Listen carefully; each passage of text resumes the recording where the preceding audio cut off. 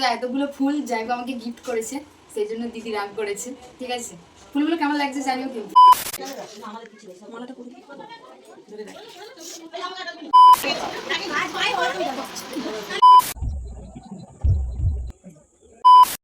Hello everyone, কেমন আছো তোমরা সবাই? তো আজকে ব্লগটা শুরু করলাম দিদি বাড়ি থেকে। আর দিদি বাড়ি আমি এসেছি দুপুরের দিক করে, একটাও ভিডিও বানানো হয়নি কারণ তখন প্রচুর রোদ ছিল, গরমও ছিল আর অনেকগুলো ব্যাগও ছিল, সেই জন্য একটাও ভিডিও বানাইনি। তো এখান থেকে ব্লগটা শুরু করলাম কারণ দিদিকে সাথ দেওয়া হবে, সেই জন্য আমরা সবাই মিলে এসেছি। আর প্লাস সন্তোষী পুজো আছে এখানে, তো একটা ভিডিওতে তো সব কিছু শেয়ার করতে পারবো না, দেখি কতটা পারি শেয়ার করতে।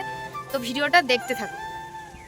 তো তারপরে ছাদ থেকে নিচে নেমে এসে দেখি যে দিদিকে আলতা পরিয়ে দিচ্ছে, কারণ এখন প্রায় ওই বিকেল হয়ে গিয়েছে, এখন ফল খাওয়ানো হবে, সেই জন্য আলতা পরিয়ে দিচ্ছে। তো তারপরে মা এদিকে ফল কাটছিল আর আমি সেটা ভিডিও বানাচ্ছিলাম। মা বলছে দাঁড়া আগে সাজিয়ে নি সব কিছু, তারপর ভিডিও বানাবি। তো তারপরে দিদি রেডি হচ্ছিল আর আমি একটু হেল্প করে দিচ্ছিলাম আর কি, শাড়ি টাড়িগুলো একটু পরিয়ে দিলাম।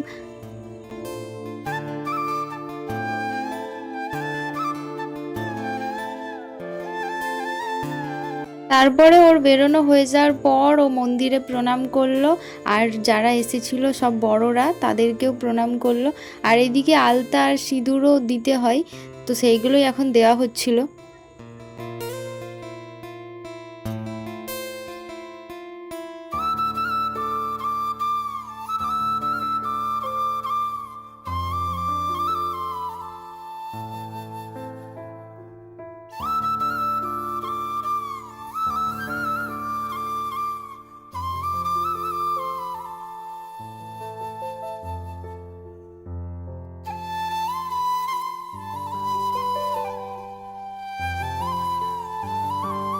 তারপর একে একে সবাই দিদিকে খাওয়ালো, মিষ্টি ফল এগুলো খাওয়ানোর পর সবাই বাড়ি চলে গেল।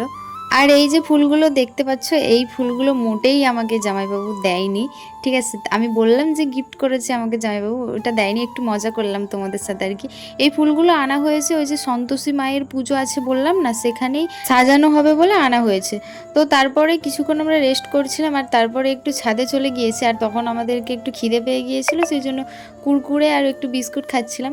তারপরে সেই ঘরে চলে গিয়েছিলাম, এই ঘরে যেহেতু খাওয়া দাওয়া হয় না, সেই ঘরেই খাওয়া দাওয়াটা হয়, সেজন্য সেখানে গিয়ে একটু চা খেয়ে নিলাম। মা বড় মা সবাই মিলে এই সবজি কাটতে বসে পড়েছে, আর এই দিকটাতে আমরাও বসেছিলাম। মায়ের দিকে এইগুলো কাটছিল আর আমি মাকে বললাম যে পটলগুলো দাও, আমি একটু খসাগুলো ছাড়িয়ে দিই যাতে আরও একটু তাড়াতাড়ি হয়। আর ওইদিকে দিদিও আলুর খসা ছাড়াচ্ছিল। তো ফার্স্টে বঁঠিতে আমি ছাড়ানোর চেষ্টা করছিলাম, কিন্তু বঁঠিটা না একটু কম ধার ছিল, সেজন্য হচ্ছিল না।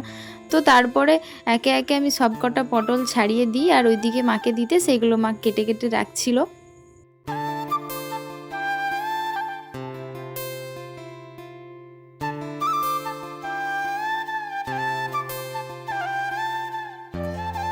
তো ওইদিকে ওই সবজি টবজিগুলো কাটা হয়ে যেতে আমি একটু এই ঘরে এসেছি। আর আসার পরেই শুনলে যে ওকে মেহেন্দি করে দিতে হবে, ও আমার কাছে এসেছে। আমি যদিও বা মেহেন্দি অত ভালো করতে পারি না, তবে একটু ইউটিউব ঘাঁটলাম, ইউটিউব থাকতে আর ডিজাইনের অভাব নাকি। তো যাই হোক, ওকে আমি দু একটা ডিজাইন দেখাচ্ছিলাম আর কি, যেগুলো আমি পারবো, অবশ্য সহজ। ঠিক আছে, তো ওইগুলো দেখার পর ও আমাকে একটা বলল, তো আমি সেটাই করতে শুরু করে দিলাম।